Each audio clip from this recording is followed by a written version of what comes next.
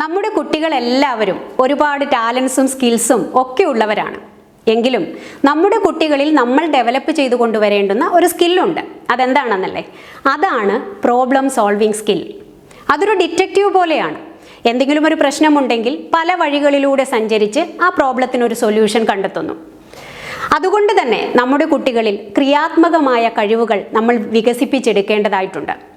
ഉദാഹരണത്തിന്, കുട്ടികൾ എന്തെങ്കിലുമൊക്കെ കാര്യങ്ങൾ ചെയ്തുകൊണ്ടിരിക്കുമ്പോൾ അവരുടെ അടുത്തു പോയി ഇനി അടുത്തതായി നിങ്ങൾക്ക് എന്ത് ചെയ്യാൻ കഴിയും എന്നുള്ള ചോദ്യങ്ങളിലൂടെ അവരെ പ്രചോദിപ്പിച്ചുകൊണ്ടേയിരിക്കുക.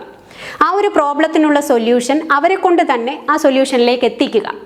അതുപോലെ ചെയ്യുന്നതൊക്കെ പരാജയമാണെങ്കിൽ കുഴപ്പമില്ല, നമുക്ക് വേറെ വഴി നോക്കാം എന്നുള്ള വാക്കുകളിലൂടെ അവരെ ആ മോട്ടിവേഷൻ കൊടുത്തുകൊണ്ടേയിരിക്കുക.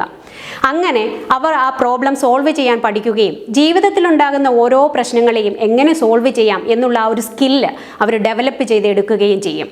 ഇത് അവരുടെ ജീവിതത്തിൽ വളരെ മിടുക്കരായി മുന്നോട്ട് വളരാൻ അവരെ സഹായിക്കുകയും ചെയ്യും.